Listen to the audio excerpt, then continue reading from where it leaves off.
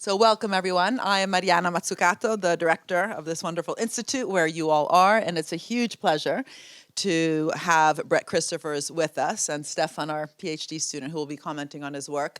I've been following Brett for a long time because I don't think we have enough people actually really looking at this whole concept of rents, right? Excess profits. People are talking about excess profits today because that's a key driver of inflation. But if we don't have an underlying theory of value and an economic framing that even allows us to differentiate value creation from value extraction, rents from profits, we become very confused, including what we put into GDP. I often tell my friends who do happiness and alternative indices to GDP, first take the wrong stuff out. Okay, anyway, so thank you so much. First, let me just stick to the formalities. Brett is a professor of human geography at Uppsala University's Institute for Housing and Urban Research. And if you've never heard of Uppsala, am I pronouncing it right? Yeah. It is in Sweden. I didn't know that. Okay, I did know that. Anyway, we will be hearing about his wonderful book, which I have here, Our Lives and Their Portfolios, Why Asset Managers Own the World. And by the world, we also mean the things that really matter to us, like the homes we live in, the energy that warms us up in the winters. But his other publications include two published by Verso, The New Enclosure, The Appropriation of Public Land in Neoliberal Britain, and Rentier Capitalism, Who Owns the Economy and Who Pays for It. And he also somehow managed to write another book while he was writing this book, which is The Price is Wrong, and it's on renewable investments, yeah. And he also wanted to talk about that, but I said, no, first talk about this one. We'll call you back to talk about that.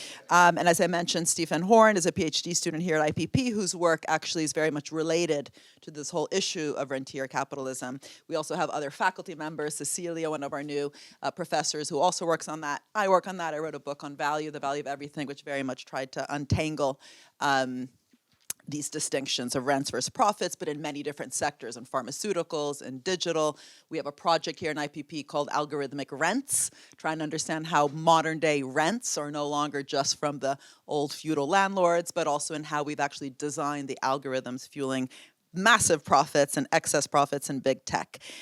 In his book, Brett discusses how asset managers increasingly own not only financial assets, but the basic building blocks of everyday life, as I mentioned, roads, hospitals, schools, and housing. Should also mention that we have Josh Ryan Collins in the audience, who is one of our stars around finance. He's shown that 80% of UK finance goes back to finance, insurance, and real estate. Fire. So not only is the world on fire in terms of climate change and global warming, but also in terms of how we've actually designed the financial system. Again, something that was very much at the forefront of our discussions at COP, where we were in IPP in Dubai, with another time, third year in a row, all-woman panel where we had Mia Motley talking about the need not only to fill financial gaps in climate and SDGs, but to really transform how we design finance. If the design of the finance is creating those holes, it makes no sense to create more finance to fill the hole. Not rocket science. And Brett writes that in 2020, estimated assets under management globally, so the value of the indirect investments managed by asset managers surpassed $100 trillion for the first time. That's 12 zeros if people have forgotten the difference between billions and trillions. That's a lot of money. More and more of this money is invested in basic infrastructure and various types of housing. Again, different work here in IPP, including with the council that we run called Council of Urban Initiatives, looking at how can we create housing that is just, that is green, that's sustainable. Well, that's going to be very hard if those homes and the built environment itself is actually owned by private equity and different forms of asset management. And one of the first questions that I hope you talk about in your 20 minutes is exactly how the profits, the excess profits, are being made. Ultimately, asset managers prioritize shareholder value over stakeholder value. Again, something that we are very interested in IPP to really better understand the economic theory of stakeholder value, but especially what it means in practice. What does it mean about creating value together differently versus picking up the mess afterwards? And Larry Fink writing his famous letter to all his investors saying, oh, whoops, we screwed up. Let's invest back into the communities. How can the communities, how can workers, how can public and private work differently to create the value in a more sustainable and inclusive way? Anyway, so we are super excited to have you. I'm now going to hand over, hold on, I've got some sort of time limits here. which I can't find. Yeah, so you will speak apparently 20 minutes. So I will cut you off after 20 minutes simply because we want then to give about 7 minutes to Stefan, and then we will have about a 15-minute discussion, and then we will open it up to the floor for 35 minutes. So please start thinking about your questions, and we will have a roaming mic, and then we will have a bit of closing remarks at the end. So over to you. Thank you. Okay, thank you, Mariana. Thank you to you and the team for having me here. It's lovely to be here. First time at IIPP. And thanks to everyone for coming. So I'm just going to go straight into this because 20 minutes isn't a very long time to talk about what I try to do in the book. So I'll begin by just with, I guess, a few kind of clarifying remarks about the content of the book, what the book's about. So it's about the growing ownership of, as Mariana says, various types of essential physical assets like housing, like energy, transportation, telecommunications, infrastructures and things like that by asset managers. And I'll come back in a second to what asset managers are. That may be obvious to a lot of people in the room, but it might not be obvious to others. So I will come back to that. So that's the phenomenon that the book looks at. It looks more specifically at situations in which asset managers control those assets, which is to say it's not about asset managers owning, 1%, 2% or 3% of the stock of the equities of infrastructure companies that are quoted on stock exchange. This is about asset managers buying and directly controlling a majority shareholding of things like apartment blocks and energy distribution systems and so on. So it's about control. It covers both situations where asset managers are buying existing assets, so assets that have existed for 50, 60, 70 years or more, or short amount of times. But it also covers situations in which asset managers own infrastructures or housing which they have themselves funded the construction of. So things like build to rent housing, for example, in the UK is something that a lot of more people are talking about. But for the most part, it's about investing in assets that already exist rather than being involved in the construction of them. And so that's what the book's about. And just in terms of kind of the scale of this, so one of the main asset managers that I talk about in the book is an Australian-based company called Macquarie, which is the world's biggest asset manager in terms of investment specifically in infrastructure. And it estimates that every day around 100 million people around the world use or rely on infrastructures that it owns, whether that's subway systems or toll roads or housing, whatever else it might be.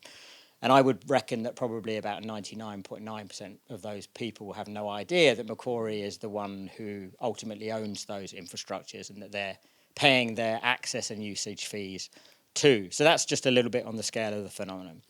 So the book tries to. I was just thinking about this the other day. What did I try and do with the book? I think I had three main objectives with the book.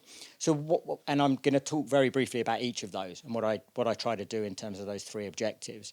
So the first of those is really an exercise in elucidation, just trying to kind of explain how it works. It's kind of a complex world. It's kind of a hidden world. And so I think one of the objectives of the book, in fact, probably the main objective, is just kind of to bring it into the light and to explain what's going on there. So the way in which this works is that you have these firms who are asset managers whose business is essentially very, very straightforward. All asset managers, whatever they're investing in, their business is essentially taking other people's money, so taking money from either from the likes of you and I, or more often from big institutions like pension funds, sovereign wealth funds or something, and carrying out investment on their behalf, essentially. So most of the investment that asset managers do, this is kind of the key point, and in some cases all of the investment they do is with other people's money. It's not with their own money. Often it will be a small amount will be theirs, but for the most part it's others. That's the business model. And they carry out that investment through a series of different investment vehicles that they establish for that purposes, the most common of which is investment funds of various types. So that's why asset managers are often also called fund managers, because they manage funds. It's funds through which they carry out that investment. So how do they make money? Well, the main way they make money, because it's not their money that they're investing, is through earning fees. And there is a whole litany of different fees that those who they are carrying out the investment for pay.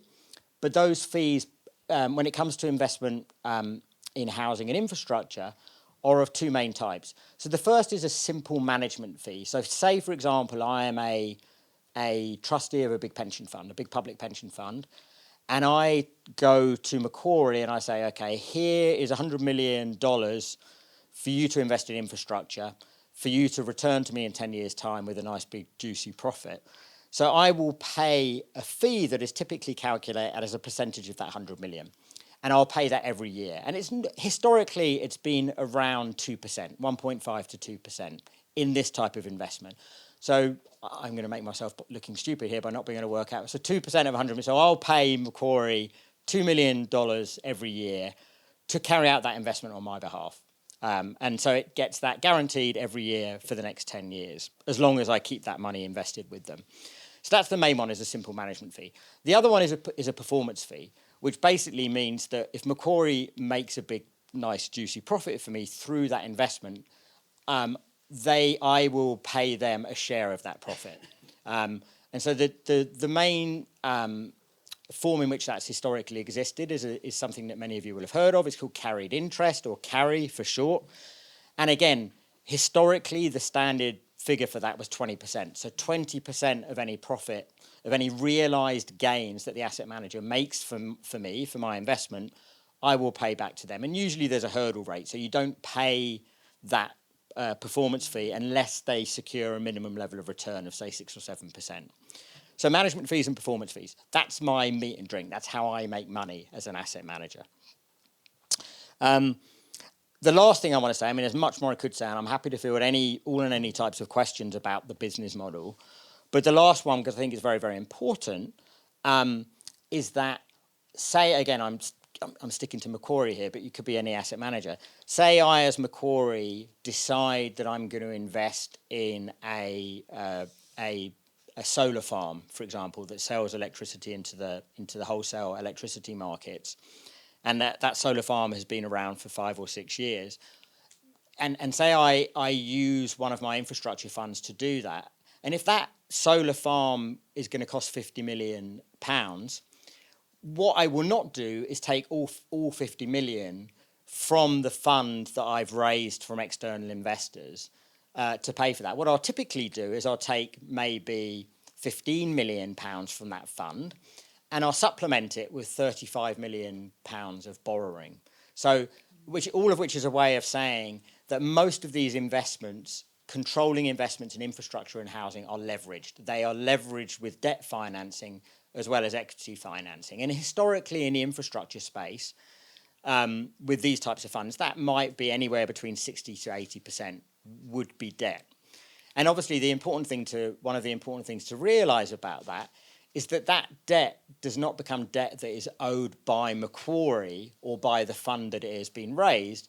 Macquarie will establish a holding company to own that solar farm, and the debt sits on the balance sheet of the holding company. So if the business, makes a mess of things and loses money and goes into liquidation, it's not Macquarie that's on the hook for that. So the debt is distanced from the asset manager in all these cases. It's the classic private equity model transplanted into the real estate and infrastructure space. So that's the first thing, basic stuff about how it works. That's a big part of the book.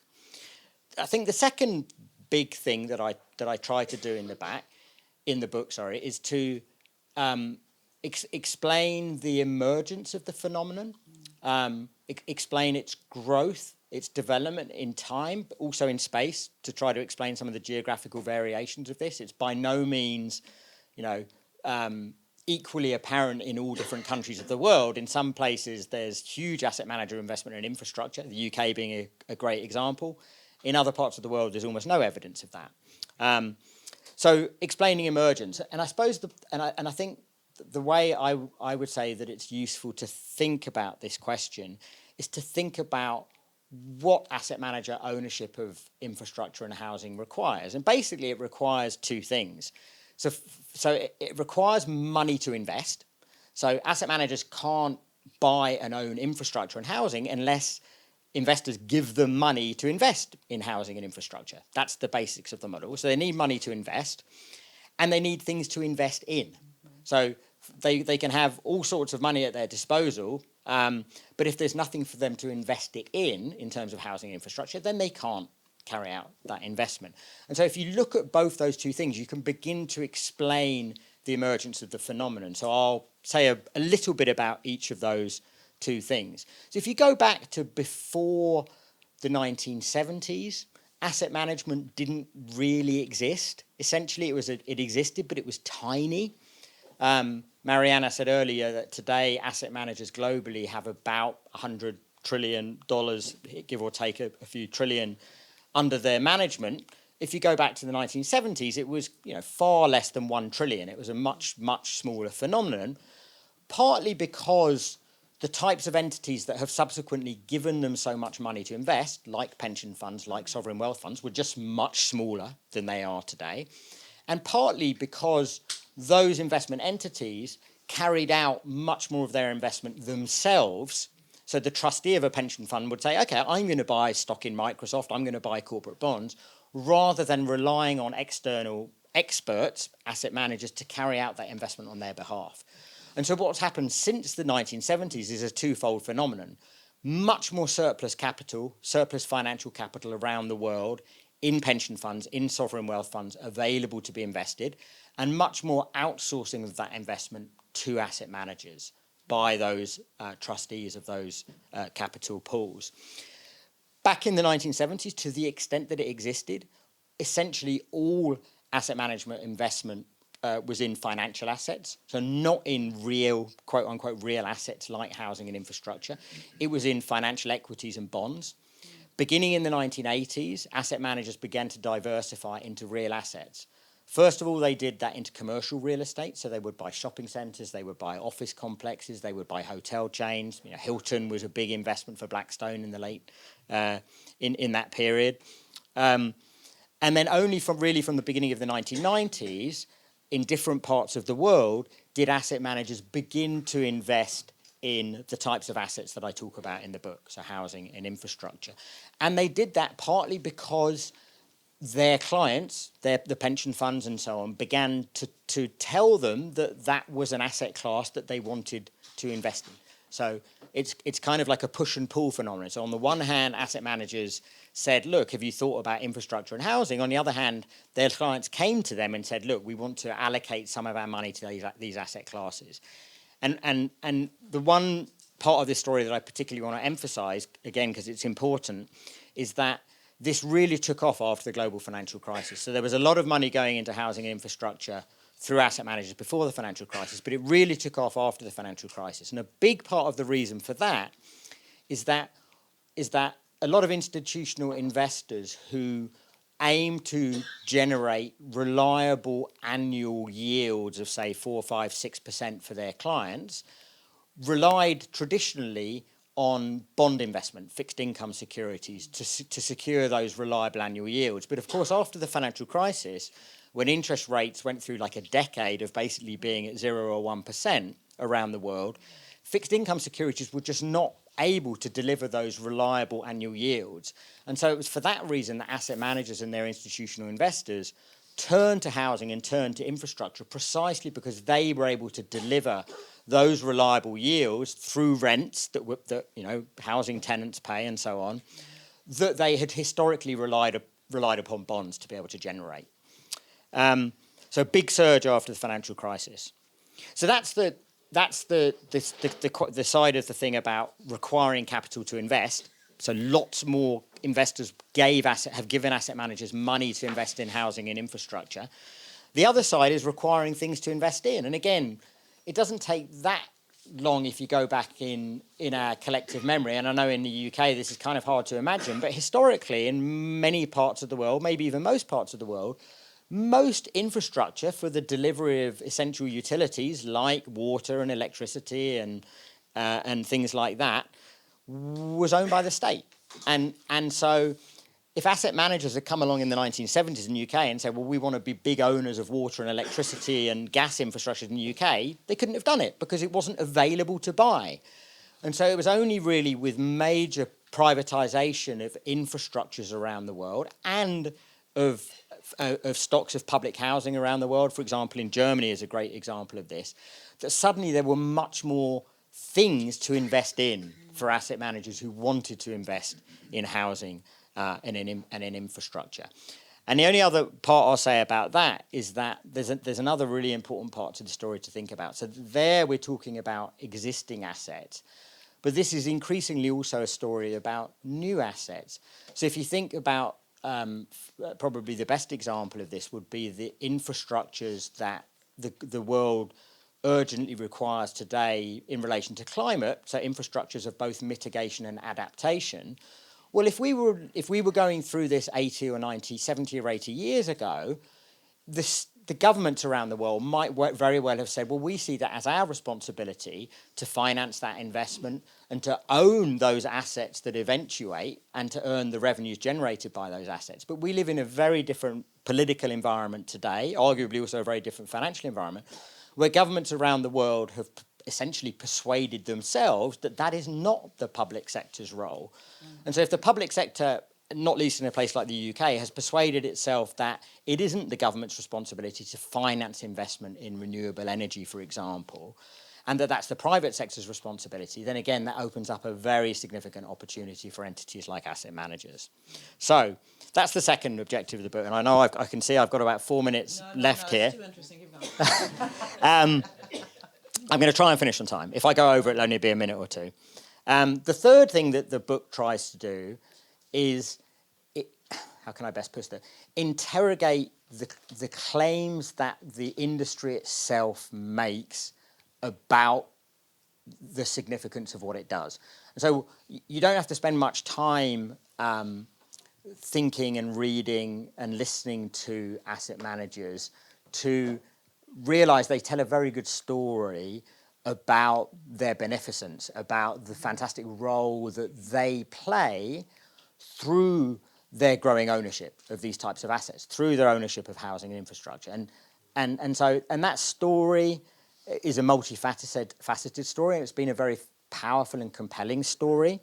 And they make arguments about essentially the inherent goodness of what they're doing on two sides. So what they argue this case both on the asset side and on the side of their investors. So to take the first side first, what they say is it's a good thing that these types of things, these infrastructures, are owned by us rather than by other potential owners, not least the state.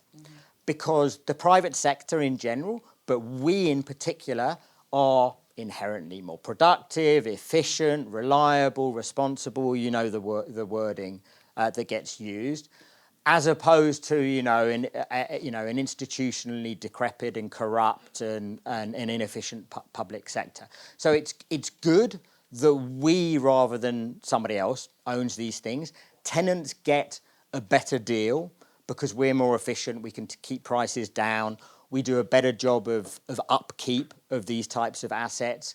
If it's rental housing, we are more responsive to tenants because we're entrepreneurial and all that sort of stuff.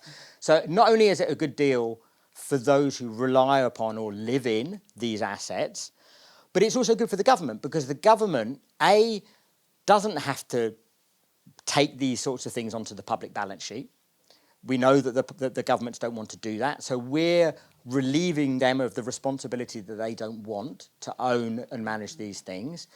And this enables government to get on with what government should be doing rather than something that's outside their central ambit. So we're helping users and we're helping government.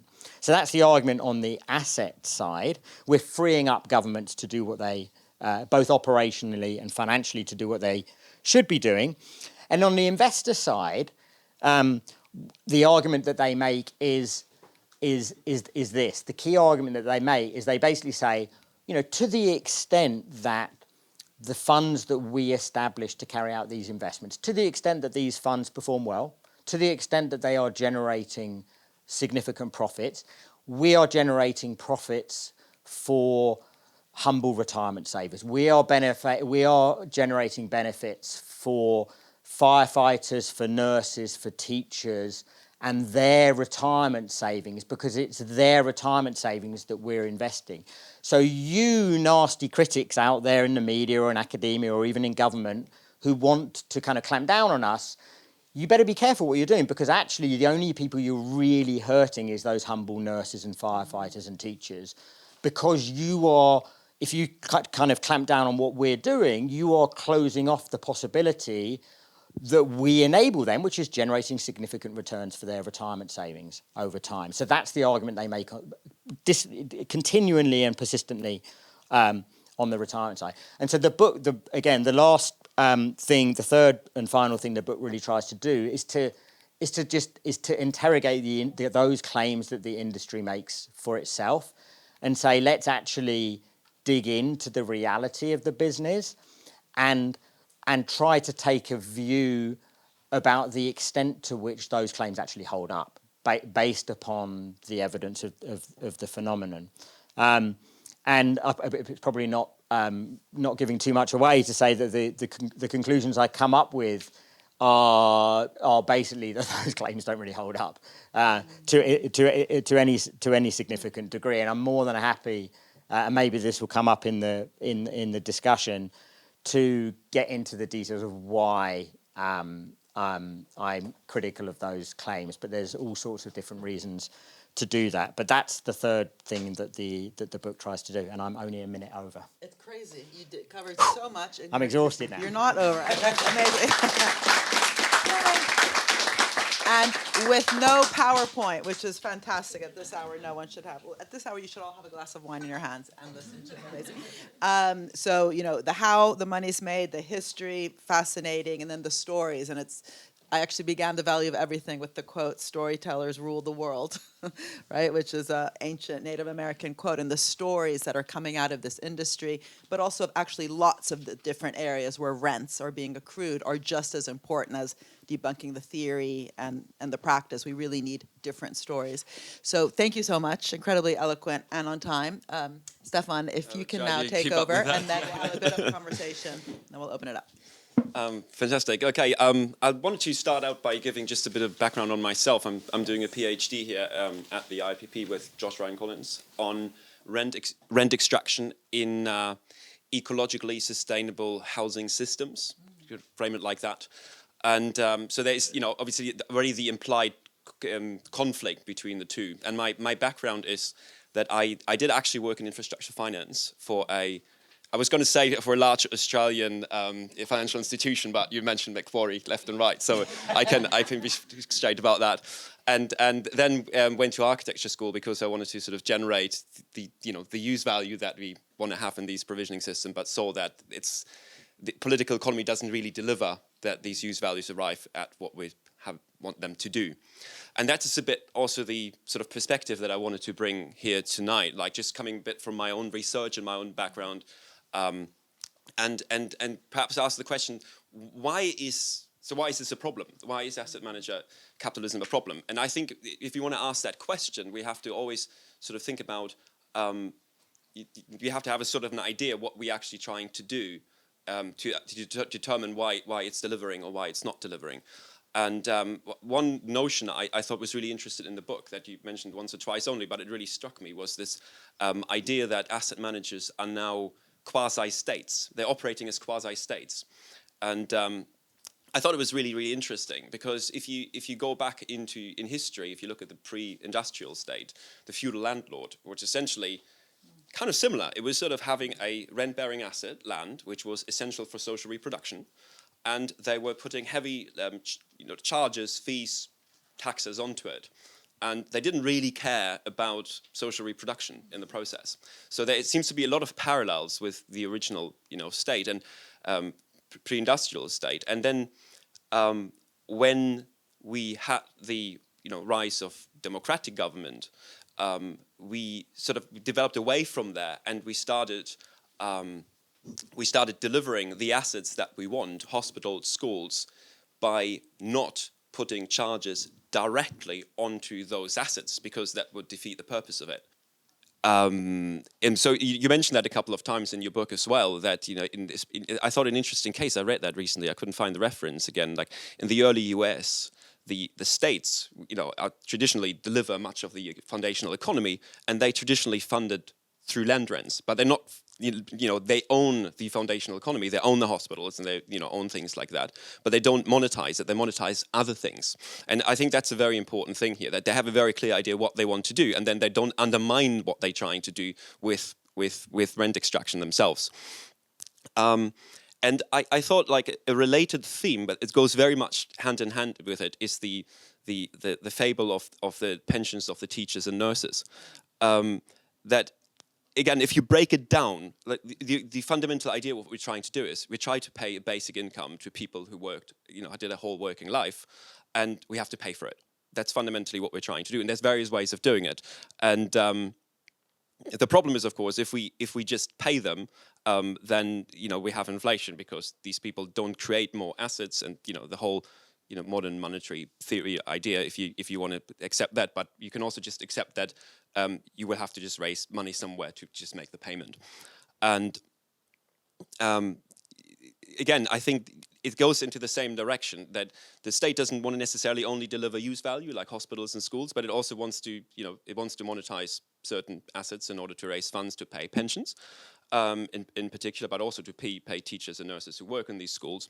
And and I think Benjamin Brown has made a lot of that point. There's various ways of delivering this, and we can go down the avenue of saying that we have a fund that monetizes whatever they get their hands on, or we have the government selectively monetize parts of the economy that can actually bear the burden of taxation to fund the foundational economy.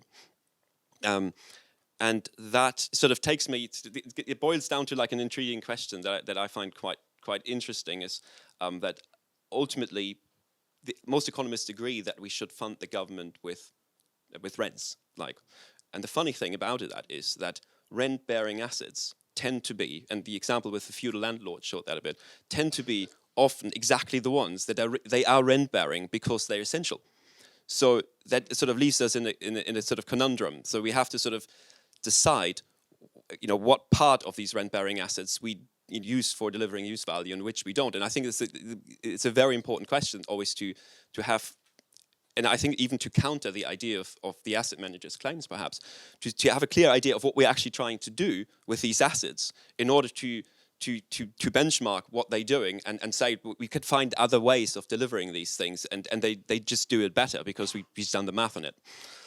And yeah, I was looking I'm always looking for examples of who actually does that, and I recently looked at the Berlin city companies, like this Berlin state companies, and it turns out their water company is actually the most profitable city company. And I thought, well, that's fantastic. So they sort of managed to monetize water to pay for schools and for teachers and nurses, and then at the same time, because the state owned, they can just go and give water to the poor and charge the rich a lot for the water for their swimming pools. But it turns out they're not actually doing it. And I think that's quite a pity, because we're almost there, but I think it's a bit what's missing is like this idea of like, what do we want to use this asset for? We have so much water going around, what do we want to use it for? Like to have a frank discussion about that and not accept that all water is the same, really. And finally, yeah, I'm doing reasonably well there, yeah. Okay, sorry. Okay, so I think like what this comes down to a bit is like what I think is a very important question. So what is sort of the value added of the private sector, or of which private actor in this provisioning process ultimately? And we have a reading group here at the IIPP, and we recently, just 2 months ago, had one of your texts, Fossilized Capital, about de-risking renewable energy. And of course, this is a recurring theme we have here. But sort of, for me personally, and I think if we sort of still stuck with that a bit, asking the question is like, what is the value added of the private investors here in this space? It's like, is there a genuine private sector contribution? And if there is, and I'm sure there is, often there is, we have to sort of really try to figure out what exactly it is. Again, like, having like a clear idea what we're trying to do, and if it actually gets delivered. Like thinking, of the space program, and there was a big private sector involvement, and we just made sure that it actually delivered what we're trying to do, flying to the moon. And the other question was, I guess, that, and that's a bit to kind of a question for you, perhaps, Brett, and to open up, this question of the asset managers have the money. So is their contribution perhaps purely, and in case of renewable energy, it always seemed a bit like if you really de-risk it and you provide a basic guaranteed income to the asset manager, so the only service they ultimately, in this kind of pure rent, you call it in the book, the only service they bring to the table is they have the money. So you're paying them a rent on money. If that's the case, how do we deal with that? I mean, do we go back to, sort of, credit guidance type of, or forcing investment, having pension funds, forcing pension funds to only invest into the foundational economy that we own, the precedents, you mentioned the precedents in the book. Is that sort of the way out of this? So yeah, that's my take on it. Thank you so much, Stefan. I'll allow you.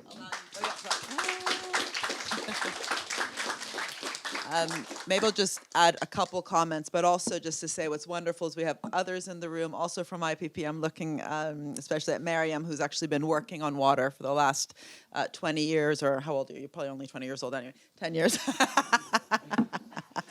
So it'd be great, actually, if people also in the questions bring some of their own expertise on these different areas, housing, renewable energy, water, and so on. But just what I found really interesting, and in some ways building on Stefan's comments, is that you distinguish in some ways what I would call static rents, literally the troll under the bridge that is charging a fee to cross the bridge, from these, in theory, more dynamic rents because something is being created. And the justification that is being created by the asset managers instead of the state also becomes a self-fulfilling prophecy. We end up with these rubbish states, written a lot about this, that think at best they can fix market failures, have been outsourcing all their capacity, or fearsome of crowding out the business sector, so on and so forth, but also whose own budgets have been reduced because of all the links between kind of neoliberal economics, financialization of our economies, and austerity, right? So it becomes this kind of, this loop.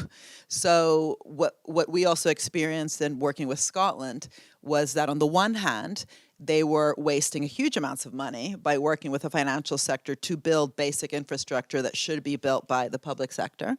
We did the sums, and also the PFI schemes were costing them a lot and not delivering. So we made the argument to set up a public bank and did the sums. It would actually be not only cheaper, but a public bank, unlike a private bank, isn't supposed to be just for commercial profit, but delivering in the public interest.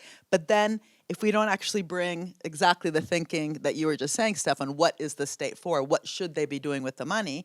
Then you end up with a public entity, which is almost a wannabe private entity, right? In fact, the people who ended up being brought in to the public bank in Scotland came from the private sector, and not even the best bits of the private sector. So all these things are kind of related, and I just thought if you could, at the end of your 20 minutes, or 21 minutes and 50 seconds, you said that you, if people ask, and so I want to ask you, if you can say a bit more on just how it has also failed the dynamic bit, the bits where then they create stuff, this justification, we're doing it because the public sector either isn't able to, don't have the right people, or should be doing something else. They should be, teaching and, paying the teachers as opposed to building stuff. If you can talk a bit about the performance, because again, if the stories that are being told are part of this self-fulfilling prophecy where we also get the wrong kind of thinking within states, which then don't deliver, which then can be used as part of the story of why it's right for this sector to be doing. If you can just talk a bit about what you've researched in terms of the kind of dysfunctionality of what happens next. Thanks. Yep. So I want to make sure we've got lots of time for questions and sorry about that. Questions and discussion from the floor. So I'm just going to say a couple of things that hopefully respond to both some stuff that Stefan said and what you just asked here. So the place that I want to start is with the question of like the public sector versus the private sector. So one thing I'm very conscious of not. So Stefan made the point that in the past, a lot of the types of infrastructures that I talk about in the book, and we've been talking about here, were owned by public authorities, whether nationally or locally. So, a lot of it's municipal, for example, in the US. And I think the last thing that I want to do is kind of set up this kind of like Manishian divide that says, private sector bad, public sector good, because it's completely unhelpful to do that. I mean, there's literally zero point in kind of romanticizing the public sector as if, the public sector was always this fantastic custodian. And, I grew up with British Rail, as if the public sector is always an inherently better custodian of these types of assets than the private sector is. That's no more true than saying the private sector is always an awful custodian of these types of assets. What I do think, however, and this is a very simple point, but I think it's an important point, is that at least with public ownership, you have the possibility of different types of outcomes that when you have private ownership, and particularly when you have asset manager ownership, are inherently foreclosed. And so I think that's the thing that I would say, is that you don't get the kind of inevitability of different outcomes, but you certainly have the possibility of different outcomes. But as you said, there's literally, I mean, there's some great work. So I'm a geographer. One of my favourite ever geographers, Doreen Massey, did this brilliant work on public land ownership in the late 1970s. And I remember this brilliant article where she basically said, look, we can argue till we're blue in the face for public land ownership in the UK, and this, the Labour manifestos for 40 or 50 years had campaigned on nationalisation of land in the UK. She said, but there's no point in having public land ownership unless you enable the public sector and encourage the public sector to behave in different ways than the private sector. Because otherwise it's just like, well, you may as well just have it privately owned if you have a public sector that is constrained and is behaving in exactly the same way as the private sector. And so I think that to me, that's a very, very important point. The second thing I want to say on the question, I think, of dynamic rents, I mean, I think there's lots to say about that, but the one thing I would say is this, which is that I think there's a real, one of the deep risks in the situation which we are in, especially in places like the UK, where the state essentially says, look, we have these massive investment requirements, which is undoubtedly true, both in terms of housing and in terms of infrastructure, not least climate infrastructures of various kinds. There's no doubt that enormous investment is required. But if you essentially foreclose the possibility of major public financing and ownership of those new infrastructures, which is essentially what both the Labour Party and the Conservative Party have done in the UK now, as Stefan said, essentially asset managers become the default answer because they're the ones with the money. And I think what is really important to realise, which neither party in the UK gives any sign, I think, of realising, is that actually, not least when it comes to things like housing, asset managers don't really have a significant interest in building much new housing. That, they if you listen to what they actually say when they're kind of talking meaningfully about their business model, in fact, the last thing they want is lots of new housing, because that raises the possibility of downwards pressure on rents. And so there's a fantastic interview that the FT did. I think it was 6 or 7 years ago now, with a guy called John Gray, who's now the COO of Blackstone, but at the time he was the head of real estate at Blackstone. And he was basically explaining to the FT his investment strategy for real estate. And he basically said that my strategy comes down to, he had a catchphrase, which was look out for capital and cranes. And what he was basically arguing was that whether it's commercial property or residential property, when we look at the assets we have, we look out for capital and cranes. And what he meant by that is if we see cranes coming in to build new property, we run. That's a sign to sell. So not only are they not necessarily particularly interested in building lots of new housing, that's not only not true, but it's the diametric opposite of the truth, which is that they actively seek out locations of housing shortages, because it's housing shortages that maintain upward pressure on rents. And if they think new construction is going to begin, they sell. And I think so. The people in both parties in the UK give, as far as I can tell, Rachel Reeves' new panel of advisors is chock full of asset managers.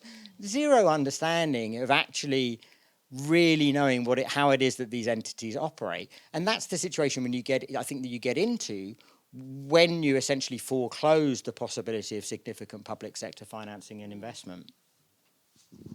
Fascinating, and we are bang on the money in terms of time for starting a discussion with the audience. So thanks again for keeping the comments succinct, so we can open it up to a discussion.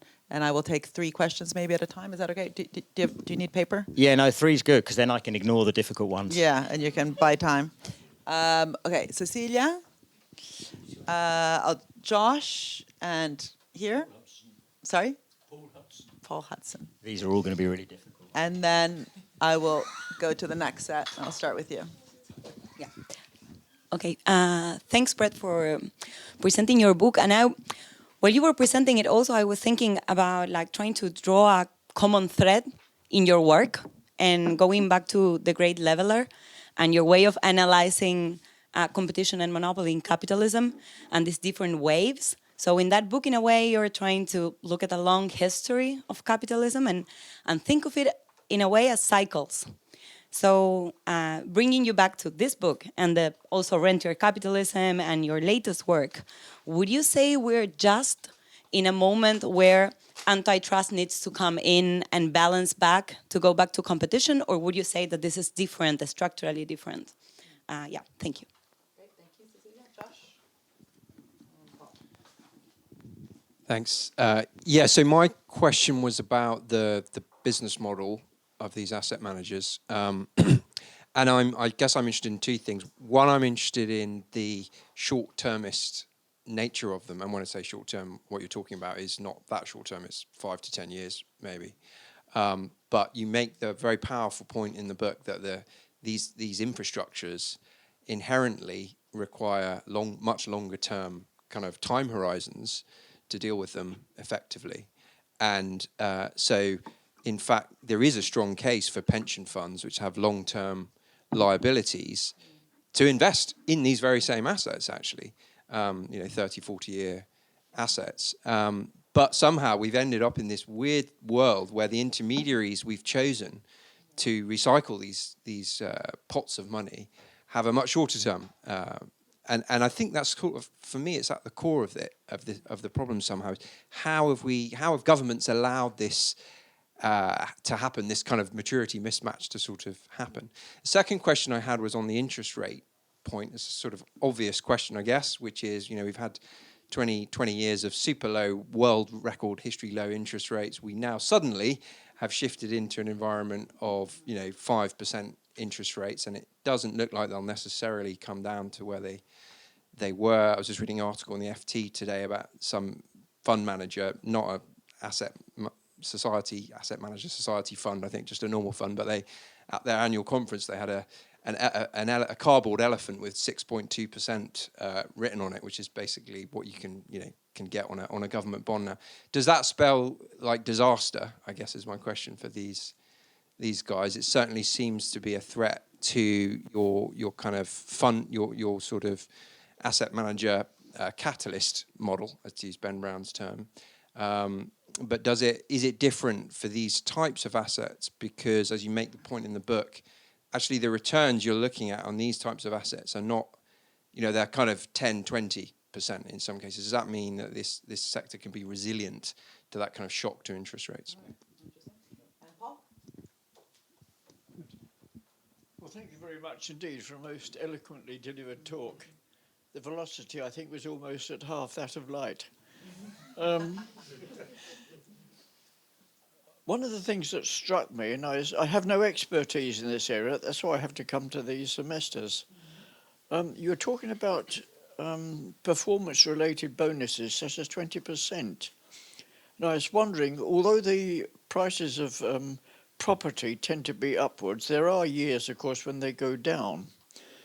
And I would have thought, in fact, that rather than charge 20% performance-related profits, I thought, I'm speaking from ignorance, I want to make it clear I am totally ignorant about this. I'd have thought it'd been better, in fact, to try and collect a percentage on the value of the property at the end of the year, so that if the property loses its value, you're still collecting, actually, a percentage on that. In other words, you never lose. Great. So question on competition, on the business models, on interest rates, and the 220 model. Okay, there's lots to say in response to all of those, and I think if I covered all of those questions properly, that would probably be the end of the proceedings. But I'll try and be a bit more concise. We've got 40 minutes. Okay, all right. I'll go in reverse order because that's the one, and hopefully I won't forget you at the end, Cecilia. So the way it works is that it's not paid on a yearly basis. So it's based the performance. So the management fees, the percentage of money that's been invested, are paid on an annual basis. The performance fee is paid at the end. So they'll put money into the fund, and then at the end, when the money's returned to them, say 10 years later, if that's the term of the life, then the performance fee is paid as a percentage of realised gain. But your point is an important one, which is to say, lots of the time these funds are a failure. So I talk about some of these funds in the book that were set up in 2005, 2004, 5, 6 to invest in property in the US, commercial property, and they lost 2/3 of the value of these funds was lost.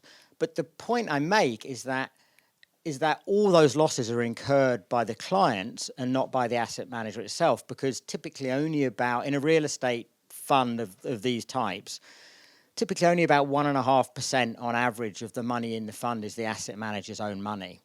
And so 98, 99% is their client's money. And so if the fund is a failure, the clients lose a huge amount of money. But the asset manager's still pretty happy because it still gets its management fees every year, regardless of how the funds perform. And so it's a very clever business model. It's kind of like a heads I win, tails you lose business model at the end of the day. Yeah, it is. And so the bottom, the way I like to think of it is like you have your asset managers where people out of Harvard and out of business school, that's where if they want to make a lot of money, that's where they go. And if they're not into tech, that's where they go and work these days. And basically the management fees essentially pay their base salary and the performance fees pay their bonuses. So the very worst will happen, if all their funds are a failure one year, they'll just make their £200,000 base salary and they won't make their £1 million bonus. Of course, the risk for the asset manager, the only risk really, is that they consistently have dogs, that their funds consistently underperform, and then people will just stop investing with them. They'll go to another asset manager. But that's the only real risk they have. Well, that's most helpful. I obviously had some wrong assumptions behind my question. No. Okay, cool. Yep. On interest rates, so the second of your questions first. So that's a really obviously a very good point. And interest rates can affect what these guys are doing in two main ways. So the first is the fact that you expect your infrastructure or real estate fund to return 6, 7, 8% per annum, whatever it is. Just pick a number out of it. Well, that looks pretty attractive when interest rates are at 0%, but it's less attractive when interest rates are 5 or 6%. So there's that factor. Then there's the other factor which I mentioned earlier, is that these investments are leveraged, right? And so if you can leverage the investments with debt from a bank at 1%, then that's much more attractive for the asset manager than raising debt financing at 6 or 7%. And so it is having an impact in lots of different ways. So one of the ways is that asset managers increasingly are essentially providing their own debt financing through debt funds rather than equity funds. That's a really important phenomenon. But I think this was also somewhere where I was wrong in the book. So in the last chapter, I kind of wrote it as this was happening, as inflation was going up and interest rates were going up. And I basically said, look, yes, the rise in interest rates could be a problem for these funds, for all the reasons you highlight and that I've just mentioned here. But I reckon that the fact that infrastructure and housing are very good hedges against inflation would counteract that. And it's early days to tell, and I haven't seen the latest data. My sense is that I was broadly right on housing. Like, I think they've continued to invest in housing despite the increase in interest rates, maybe with less leverage, but they're still piling into housing. But infrastructure, no. And this gets us back to the renewable energy question. So over the last 15 or 20 years, energy has been the biggest area of investment for asset managers' infrastructure funds, and renewable energy has been the biggest area of investment within those energy infrastructure investments more generally. Renewable energy is not a very profitable business. Typically, I mean, this is the fossilized capital article that you were mentioning. Goes up and down over time, but typically returns in renewables. I'm not talking about the manufacturing of the technology side. I'm talking about developing and running wind and solar farms and selling electricity into wholesale markets. You're looking typically at an average of 6 to 7% historically IRR. Again, that was very attractive when interest rates were at 0%. Is it attractive now? No, it's not. It's not attractive in the slightest. And so that's why, if you look around the world, the only country that's really doing well on renewables investment at the moment is China, because it's the only country that isn't reliant on a private capital-led investment model. So renewables is massively impacted by this. And I think I got that wrong in the book. On the maturity mismatch question, yeah, absolutely right. And that's one of the things I focus on in the book, is like, we're in this bizarre situation where investment in assets that by their very nature require long-term investment, and for which long-term capital expenditure is their very lifeblood, has become dominated by investors that for the most part are inherently short-termist. It's a ridiculous situation. And I don't have a very good answer for that. I have some answers in the book about why that is. When pension funds, for example, invest with asset managers, they like to know who the individual asset manager is going to be. And so that's one of the reasons why they prefer short-term funds, because there's less likely to be a change in asset manager over time. And the reality is that asset managers historically have principally offered short-term structures to their clients. They're increasingly offering long-term vehicles now, but historically it's been mainly short-term vehicles. But you're absolutely right. And as the way I put it in the book is that we've ended up with a situation where infrastructures are increasingly owned not just by inappropriate custodians, but arguably the most inappropriate custodians of all, which is bonkers, but the reality. You mentioned the Canadian model in the book. Yeah, that's a sort of exit from this. That's a really good point, and it points to something you were saying, which is that in a sense, it does make sense for pension funds to be investors in these types of assets because they have long-term investment horizons, only not through asset managers. And as Stefan said, the Canadians are a bit of an exception to the rule, where the big Canadian public pension plans, like the Ontario Teachers Plan and the Canada Pension Plan Investment Board is the big one. They are exceptions to the rule insofar as when they invest in infrastructure, they do it predominantly directly rather than indirectly. So everywhere else in the world, they turn to Macquarie and Brookfield and Blackstone. But the Canadians have kind of ploughed this path where they said, no, we're not going to do it. We believe in long-term investment. And one of the reasons they've done that is precisely because of the asset managers' reliance on short-term investment vehicles. So yeah, that's a very good point. And so I think that is an exception. On the question of antitrust, I mean, I think that the way I think about this is this, which is to say that I think that antitrust, so more aggressive competition policy, is part of the answer to an economic scenario where you have essentially kind of stagnation and low productivity because of too much monopoly power, and a rentier economy is by definition an example of that. Is I think one answer to that, but of course, as you well know, like in the situation with a lot of these types of infrastructures is different than in an area like tech, where you can have much greater competition, But in the case of a lot of these infrastructures, they are natural monopolies where competition just doesn't work by its very nature because these are networked infrastructures. And so I think that antitrust is part of the answer, but I also just think that different models of ownership is as much of an answer and probably a more important part of the answer in this particular space. But I know that doesn't get to the complexity of your question around long-term cycles. I know, and I don't have time to get into that now. But that's an insufficient answer to part of your question.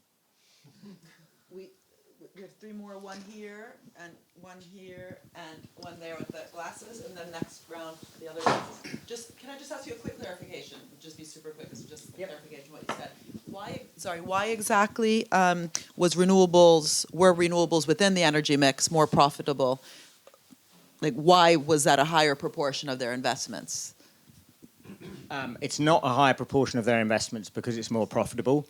It's a higher proportion of their investment just by virtue of the nature of the energy transition, which is that they are, increasingly new energy generation and infrastructure is for the most part renewable infrastructure, and asset managers merely mirror that trend. So it's definitely not because it's more. In fact, the problem is it's not profitable at all, and that's why the fossil fuel companies aren't switching, right? Because it's much less profitable. Great. So over there. Hi there. I'm Andrew Ross, and I'm designing a pipeline of municipal green bonds for the United Kingdom. You haven't mentioned green finance so far, and yet you see the extraordinary pressure that the institutional funds are under, the pension funds, and in particular, the insurance companies, Solvency II insurers, from the Financial Conduct Authority to shift 100 trillion into sustainability to meet net zero. And the mandates that these pension funds and asset managers then issue out on a competitive basis to asset managers is producing the very vocabulary that you have been describing as what they are doing. But that is truly a competitive market arena. And they have to manage these funds to meet net zero. Your key observation as to where they are putting the money is exactly the problem that you, Marianne, have identified in the Scottish Investment Bank, where they have authority to issue a sovereign bond for Scotland, and they can't do it. So what's the problem here? Because simply, again, coming back to what I'm doing, the UK has not issued a single municipal green bond. And yet 3 trillion have been issued in the USA. What's the problem? In this country. Oh, now that's a bigger question. Sorry, one here, and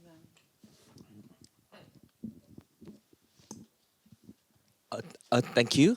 I'm Antonius. My question is drawing the concept of how government can shape the market, not fix the market, and also draw from Stefan comment about how the make these private sectors try to deliver value, not just about the rent seeking. Is there any opportunity for the government to make a regulation to shape this kind of market? So, yeah, we mentioned about how the public have a role as a private, but how we can make a regulation to force these private entities to have a role like a public. Thank you. Thank you. I'll pass it over. Maybe a similar question, and thank you. My name is Tammy. I'm interested in some of the solutions you might be thinking of or heard of, or any different models. And I'm thinking, if the private sector is largely controlling, infrastructure, housing. Is it more that we need more?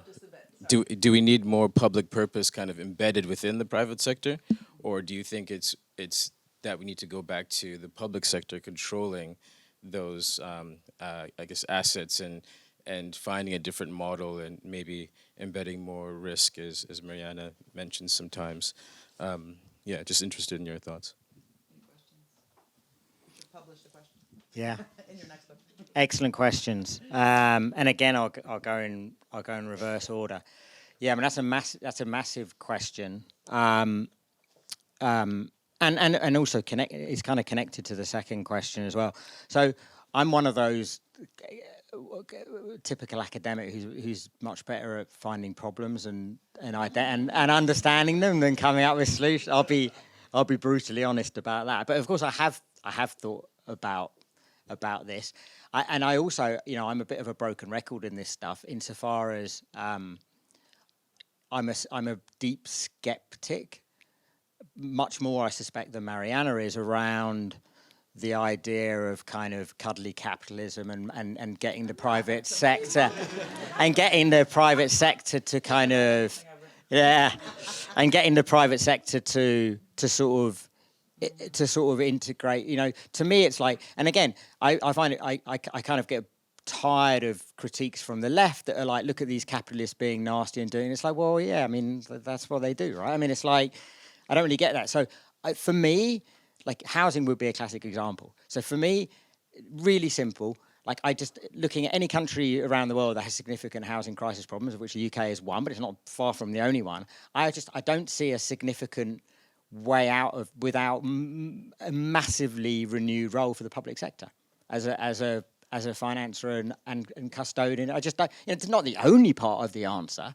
But I don't see an answer. I just really don't see one. And, lots of people can come up with one, but I've never come across one yet that persuades me in any shape or form. So I think that a massively renewed public sector that entails public ownership at some significant level is to me absolutely essential. The question where was the second question from? Here, sorry, my brain's frazzled after this amount of time, about using regulation to shift private sector behaviours towards the delivery of different types of values, like use values. I mean, I think that in theory it's a good idea, but obviously I think that history shows that in practice. The governments just get gamed and regulation gets gamed and regulators get captured. I think that I think there are governments that are trying to do things like housing is a good example. So the Danish government got fed up with Blackstone buying up lots of rental housing in Copenhagen and jacking up rents. And essentially arbitraging the rent regulation system in Denmark in a really kind of manipulative way, and introduced a new clause in its housing law to try to limit the ability to do that. But here's the main point I would want to make, which is that, and this comes back to it always comes back to the same thing, which is if you are in a situation where governments like the UK government have basically decided that a significant public investment and financing and ownership is not on the table, therefore they turn to asset managers as the answer. Well, if you're in that situation and you start talking about improved regulation, more stringent regulation, that very day that you make even the slightest noises about enhancing regulation, the investment community comes out and says, we're just going to stop investing in the UK. And when that happens, governments are like, oh shit, I hadn't thought about that.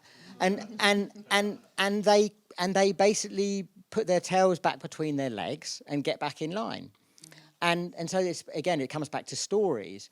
And asset managers have this great story. They're just like, well, we're just not going to invest in the UK anymore. We'll take it somewhere else. And so That's the problem with that. One of the many problems with that idea is that you even start talking about it, asset managers exploit the fact that they know governments have kind of put all their eggs in the asset manager basket. And it's a really problematic situation that they find themselves in. And I promise you, we'll see that again and again in years to come in the UK, including under a Labour government. Last question was about municipal bonds. But also about green financing more broadly. So municipal bonds, just for those who don't know, so in the US, a lot of infrastructure is owned and financed by local governments. So governments can, the way that they have historically financed local infrastructure like water and wastewater systems is by issuing municipal bonds. So issuing bonds on the financial markets, and increasingly in recent years, as you said, they've issued so-called green municipal bonds, which essentially just means that the capital that we are raising through the issue of this fixed income security, we will use to finance quote unquote green infrastructures of one kind or another. So we'll green our infrastructures through the money that we're raising in this way. I mean, I think to be fair, one of the reasons why that's not really taken off in the UK is that, first of all, there isn't a significant history of municipal bond financing at all. It was, but in recent decades, it's just not, because there's what's it called, the public works, is a very significant and effective way for municipalities to raise finance for these purposes. So that's my understanding. I'm no expert on municipal finance, but I just think that there have been significant alternative mechanisms that continue to be, and so there's been lots of talk of municipal bonds becoming a bigger thing, but it hasn't happened, whether that's green or brown financing. That's my understanding, but I am definitely no expert on that. Sure. Yeah, sure. Absolutely. I don't believe in inclusive capitalism. I'll just say one thing. One of the things that we look at here is precisely around that question, which is, first of all, there's no point in public ownership if once you own something, there's no purpose, kind of reinventing the state, rethinking the civil service to actually think along these lines. Doreen Macy, by the way, was a good friend of mine, so thank you for mentioning her. But also this issue of conditionality. You mentioned quickly the moon landing. I mean, NASA was completely confident in how it worked with the private sector. There was conditions attached. It was outcomes-oriented, purpose-oriented, but also with clauses of no rents, no excess profits. And it's just amazing also when you have confidence, because coming back to the ownership question, definitely, things that are actually about human rights, a roof over your head and so on, ultimately, there's all sorts of arguments why it should be publicly owned. But when the UK kind of sold off so much public infrastructure, including transport, there was no conditionality whatsoever. So Virgin buys up, the trains, and there's no conditions like instead they had in Germany, that in order to do that, you have to commit to investing in sustainability, accessibility, and so on. So that whole idea of having contracts, going back to the contracts, legal, like all this work that we do here, unfortunately, we need lawyers. I usually stay away from lawyers, but this is not just about economics. It is, as Katerina Pistor says, the code of capital, right? Unlocking the code underlying these relationships. Okay, so we have two online. We had one there, yep, and Rosie. So we'll take four this time. Two online. Two online. Okay. Yeah. So I've got one from Rory, who asks, is Thames Water an example of the potential issues with asset management ownership of a public utility? Quoting a Guardian article that says, the shareholders who must find 3 billion plus in the coming years if they wish to keep their over-indebted, underperforming and waterlogged company afloat. Nice use of colourful language there. And then I'll also take one from Priya, who says, in the Global South, specifically on the energy transition, utilising private finance could be an excellent opportunity to source very much needed funds, given the scale of funding required and weaker state capacity, and asks, is there a possibility for governments to perhaps impose conditionalities for the private sector and for private finance? Give some examples like capacity building, ownership, sharing fees from revenues, dedicated to building local renewable energy, etc., in order to establish a more synergistic relationship.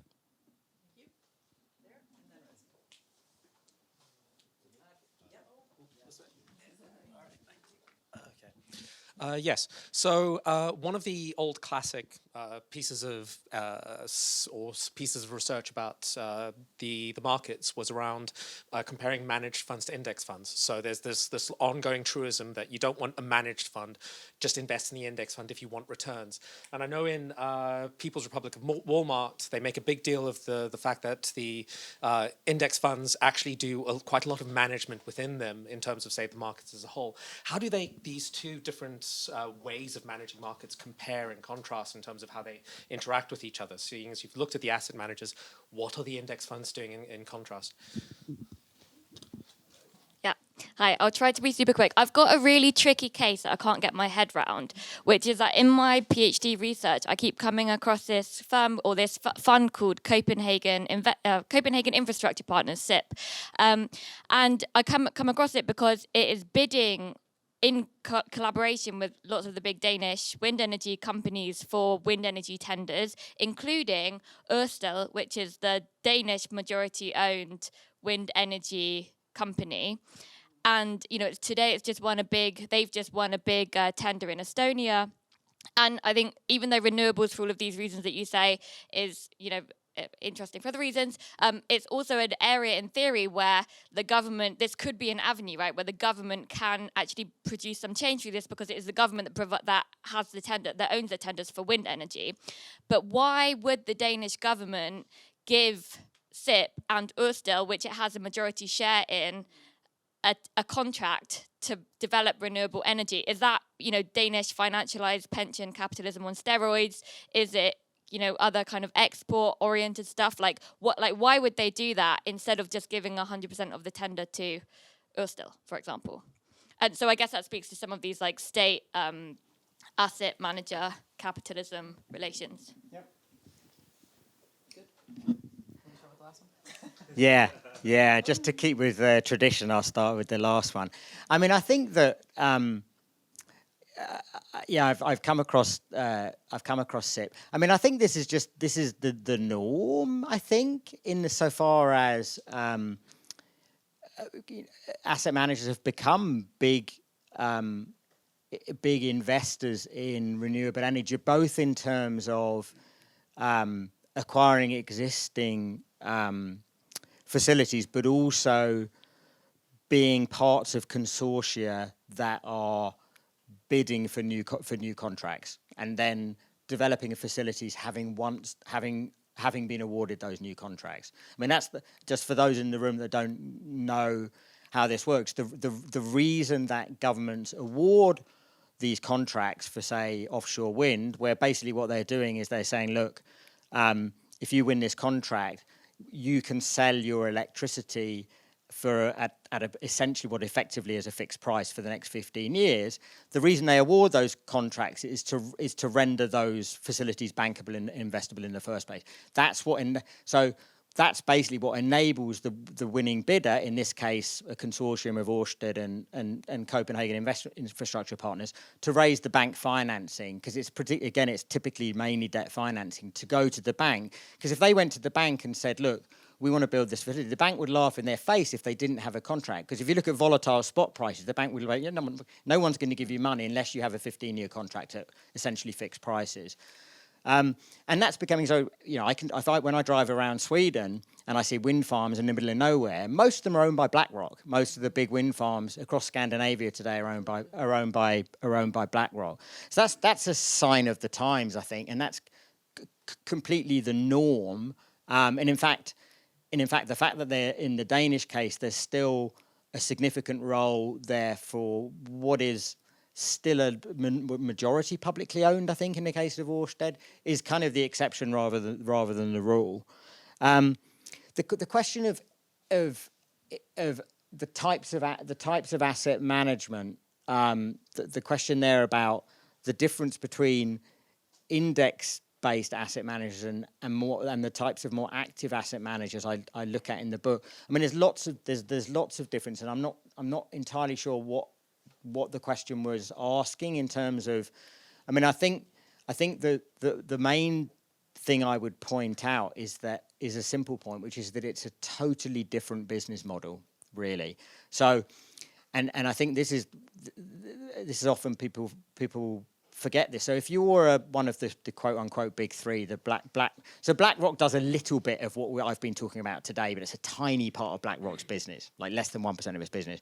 But Vanguard, BlackRock, and State Street, their business is a high volume, low margin business. It's about attracting as much capital as they can and investing it in very low oversight ways that typically means tracking market indices.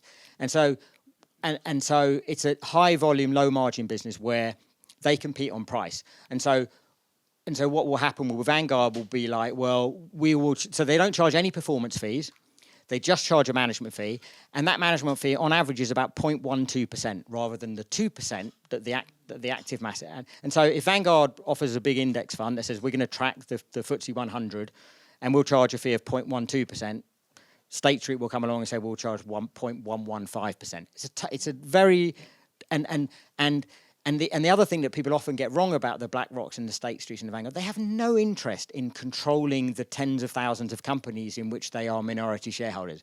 It's not like this cabal of companies that are organizing the world and like shaping contemporary. It's just, that's not how it works. They have no interest in doing that.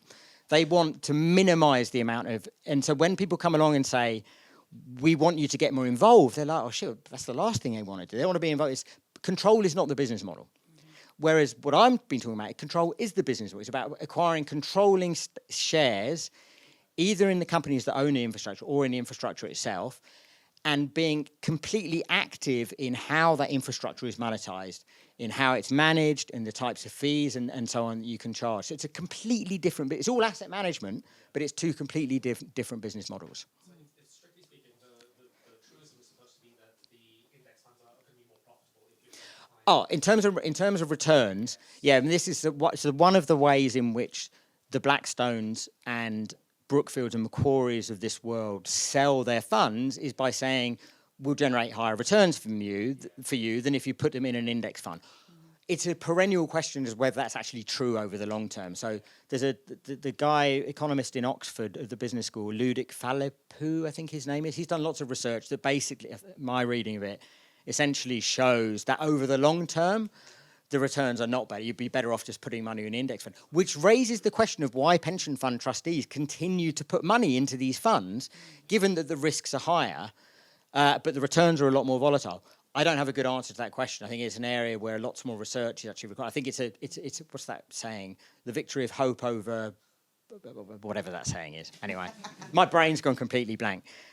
It's two more questions, but I definitely don't want to forget about Globe. Yep. So the two online questions, fantastic questions again, both of them. The question about the global south, really important point. So in saying that, so I think that there, and I'm definitely not the first to say this, that the fact that lots of governments around the world in rich countries have persuaded themselves that it's not viable for the public sector to borrow significantly to invest in financing and owning these types of assets is a fallacious argument for governments in rich countries to a significant degree. It's not a fallacious argument for governments in poorer countries who operate under very real fiscal constraints and much more significant fiscal constraints than rich country governments do. There's no doubt about that. And so if it would be possible for government in, say, the US or the UK to become a much more significant borrower investor, that's not equally true for all governments around the world. And so in the global south, absolutely, it's clearly the case that for driving investment in things like renewables, there is a deep reliance on the private sector that is very, very real. It's not just perceived. It's very, very real because of that constrained fiscal capacity. Whether those governments can realistically impose the types of conditionalities that were mentioned in that question and that Mariana alluded to, again, I'm quite ideally, yes, of course. In practice, it comes back to the question about, well, if you begin to try and impose those conditionalities, the risk you run is that the investment doesn't happen. And I think that's the balancing act there. That in an ideal world, absolutely you can impose conditionalities, but we don't live in an ideal world, and certainly those countries don't exist in an ideal world. Last question: Thames Water is an example of some of the things that I've been talking about. It is, and I don't want to say too much about Thames Water, but it's a great case study, and I do talk about it a lot in the book. So, to cut a very long history short, Thames Water, like all the other UK municipal water companies, was privatised. When was it? 89, 90, end of the 80s, early 90s.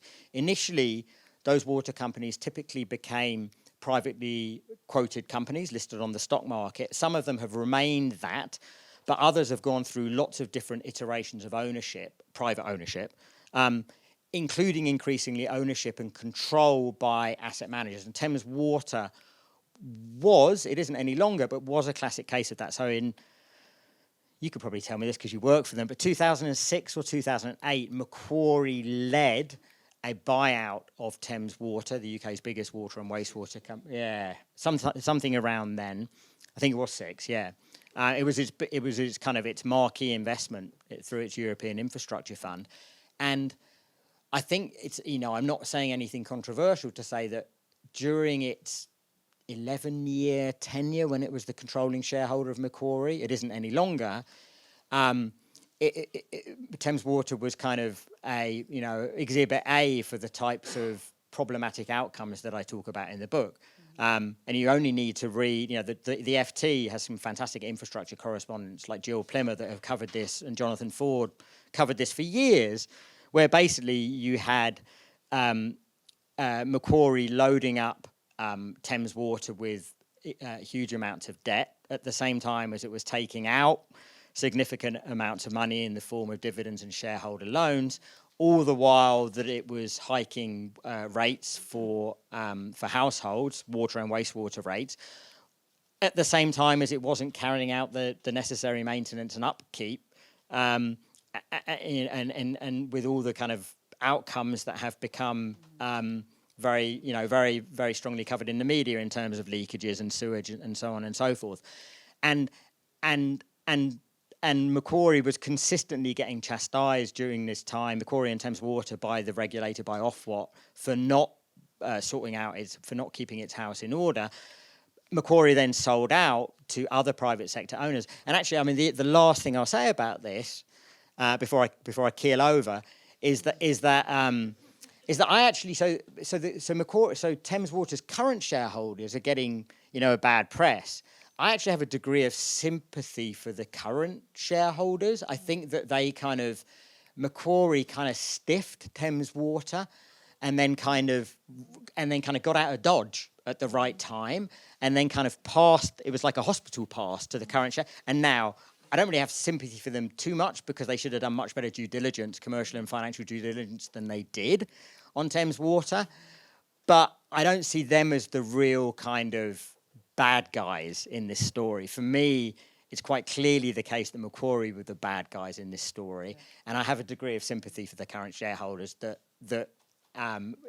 which is that they kind of got a hospital pass from Macquarie. Is privatisation the answer? That's a big question. Yeah. I wanted to have Stefan, because you haven't come back. Did you have something you wanted to say before we close down? Because we're now at time. Is there anything you wanted to add? I don't want to open. I got a couple of cans of worms, but we can do that over drinks. I think. Yeah. Okay. And just to say, this has been incredibly, useful, interesting, adjectives, but mainly because it just really crosses so many of the themes that our students are learning, our projects that Nora is running, and so on, which is the state. There's no point to own something if it's not actually purpose driven. This whole issue of rents, which also your previous work, as Cecilia mentioned, you've cumulatively contributed to in this book, is just such a, full of all these different case studies, but also in the context of what the world needs, which is an urgent energy transition, sustainability transition, and when it's owned and managed by the asset managers, it's a huge problem. This question should be, debated globally. So thank you so much, and we will invite you back so you can actually do the deep dive around the renewable energy problem. Thank you, everyone. There's drinks upstairs. Yeah.